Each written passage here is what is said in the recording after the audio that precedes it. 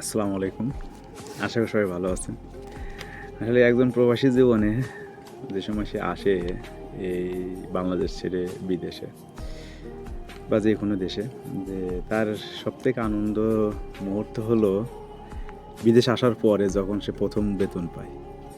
আলহামদুলিল্লাহ আপনাকে দোয়ায় আমিও আজকে প্রথম বেতন পেয়েছি। আসলে এই ভাষাটা বোঝাতে পারবো না, যে যখন টাকাটা হাতে পেলাম তখন আসলে সত্যি চোখ দিয়ে পানি বেরিয়ে গেছে। কীভাবে বলবো যে আসলে টাকা যখন পাইছি তখন আসলে ভাষা হারায় ফেলছি, যে টাকাটা নেওয়ার পর হাতটা আমার কাঁপতেছিল, যে প্রবাসে আসে আমি প্রথম বেতন পাইছি। আসলে কি বলবো, এতটা আনন্দের মধ্যে যে চোখ দিয়ে পানি বেরিয়ে গেছে আনন্দের কারণে। এই হচ্ছে আমার টাকায় যে। আর আপনারা সবাই জানেন আমি সৌদি আরব থাকি। আমার জন্য আর প্রবাসী যারা থাকে সৌদি আরবে, আপনারা সবাই সবার জন্য দোয়া করবেন। বিশেষ করে প্রতিটা প্রবাসী ভাইদের জন্য দোয়া করবেন, তারা যেন সবাই সুস্থ থাকে, ভালো থাকে এবং টাকা ইনকাম করে যেন বাসায় ফেরাতে পারে, মানে বেশি বেশি করে আর কি। আর আসলে বলতে আছে চোখের কোনায় পানি জমে গেছে, আমি বলতে পারতেছি না, গলাটা ভার ভার হয়ে যাচ্ছে। আসলে সারা একটা মাস রোদের মধ্যে কষ্ট করার পরে যখন টাকাটা হাতে পায় প্রবাসীরা প্রথম মাসের বেতন। আর আপনারা অনেকে জানেন যে প্রবাসী হচ্ছে হলো টাকাটা যখন এক মাসে বেতন পাই, এক মাস হাতে রেখে আর কি বেতনটা দেয়। আমি আসছি আজ 2 মাস হচ্ছে, 2 মাসে একদিন।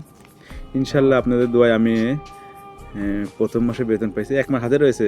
তো এটা হচ্ছে প্রথম মাসে আমি ডিউটি অবশ্য কম করছিলাম, 21 দিন ডিউটি করছিলাম। 21 দিন ডিউটি করে আমি যে দেখতে পাচ্ছেন আমি এই টাকাটা পাচ্ছি।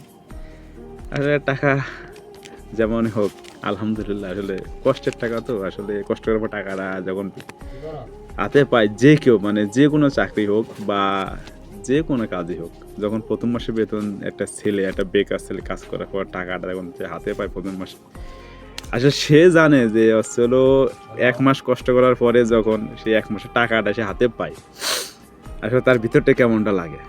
হ্যাঁ, এটা বলে বোঝানো যাবে না। আমি এর আগে অনেক চাকরি করছি বাংলাদেশে থাকতে, অনেক বেতন, ভালো ভালো বেতন, কিন্তু প্রবাস জীবনে প্রথম মাসের টাকা বেতন হাতে পাওয়ার পর যে কতটা ভালো লাগে, আনন্দ মুহূর্ত, যে প্রতিটা প্রবাসীর আসলে চোখ দিয়ে পানি বেরিয়ে যায়, আসলে বুক ফেটে যায় কিন্তু মুখ ফাটে না, কিছু বলতে পারে না। ঠিক আমার সে সেম কাহিনী আর কি। আমি এসে আমি আমার আম্মাকে ফোন দিয়েছিলাম, আম্মা ঘুমাই গেছে, আম্মারও জানাতে পারিনি, ইনশাল্লাহ সকালে জানাবো। আমার সবথেকে প্রিয় মানুষ আমার আপু, আমার দুলাভাই, তাকে বলছি যে আমি বেতন পাই, তারা অনেক খুশি, অনেক হ্যাপি। যাই হোক, বেশি কথা বাড়ালাম না, আপনারা সবাই ভালো থাকবেন, সুস্থ থাকবেন, আর আমাদের সকল প্রবাসী ভাইদের জন্য অবশ্যই দোয়া করবেন। আল্লাহ হাফেজ।